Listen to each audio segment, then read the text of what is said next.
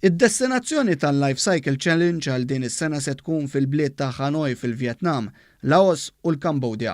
Diversi ċiklisti lokali u internazzjonali se jagħmlu rotta ta' 2000 km madwar l-Asja t'isfel sabiex bil-fondi miġbura jgħinu l-pazjenti tal-kliwi permezz ta' xiri ta' tamir meħtieġ u faċiltajiet imtejba fit-taqsima tal-kliwi fl-Isptar Mater Dei.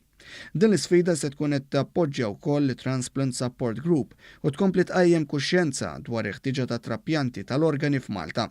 Cheryl Chefaj, il-Chairperson tal-Life Cycle Foundation, li hi wkoll waħda mill-ewwel nisa li telgħu għal din l-isfida minn 11 sena ilu, tenniet ma' One News li huma jkunu ferm preparati għal din l-isfida u li kull sena kull pajjiż differenti ikollu id-diffikultajiet tiegħu.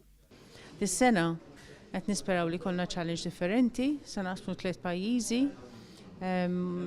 Landscape se jkun differenti għal kollox, għadna ma nafux eżatt għax ir-rotta għadna ma għamilniex il-previsit li nagħmlu għadna ma rajniex, imma niggarantixxu l-kulħadd li se tkun challenge bħall-oħrajn. Il-Life Cycle Challenge timira wkoll biex tajmux biss lill-pazjenti iżda wkoll il-qraba tagħhom u l-komunità.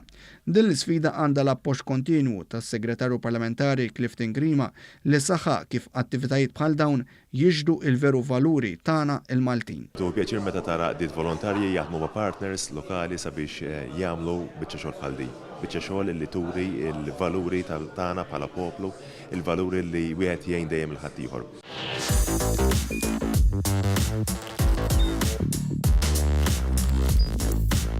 Idħol fuq one.com.mt u hemmhekk tista' tara l-programmi kollha li jxandru fuq One permezz ta' One Play.